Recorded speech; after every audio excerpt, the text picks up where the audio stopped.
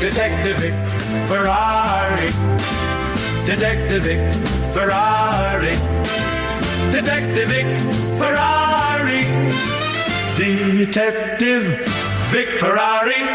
Confessions of a retired NYPD detective, starring Vic Ferrari on Another Side of Midnight. Hey, Walter. On tonight's episode of Confessions of a Retired Detective, one former NYPD cop's free-swinging lifestyle landed him in trouble. When I was a rookie cop, most of the old-timers wouldn't talk to you, but there was a couple of guys that had like 2 or 3 years more than me with the police department, and they took pity on us. So when I would have a foot post, they would pull up, hey, kid, get in the car, you want to get something to eat? They were nice to us, but a lot of guys that weren't. And one of the cops, he looked just like John Belushi, and he acted like John Belushi, and he was so much fun. And it was the greatest thing when you would go to a cop racket or party. He was always doing something crazy.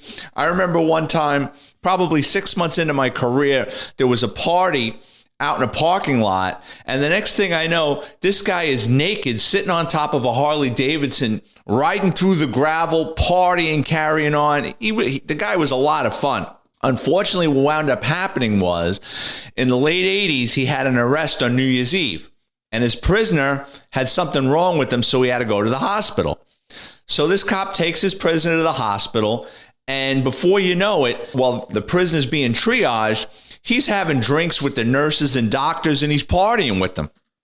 From there, he takes the prisoner to Bronx Central Booking, lodges him, but now he wants to keep the party going, and he must have had a bottle with him. He makes his way up to a district attorney's office, which all the offices are closed, somehow gets up on the 4th floor, has a little bit of a party by himself, and passes out underneath a desk. Well, the following morning at pre-arraignment, the district attorney is calling folders.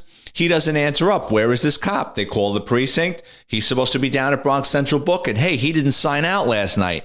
Now there's a massive search for this cop. They call his partner at home. He goes, I don't know what happened to him. The last I saw him, he was at Bronx Central Booking. From there, emergency service and the K-9 unit show up at Bronx Criminal Court on New Year's Day. They've got the bloodhounds going. They're going through room by room by room.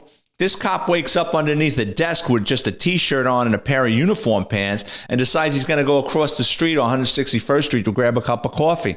The next thing you know, he bumps into a bunch of cops that are searching for him. The duty captain immediately finds him hungover and unfit for duty. So back then what they would do is you wouldn't be fired, but they would place you on modified assignment or suspend you. And then they would send you up to the farm, which is the NYPD's rehab for alcoholics. Sadly, he resigned from the New York City Police Department and became a fireman. And I ran into him at a party one time, and I go, how do you like it over there? He goes, I'm not a real big fan of the firemen. He says, but the pay is better, and they let me drink. I'm retired NYPD detective turned author Vic Ferrari for Sterling on the Red Apple Audio Network.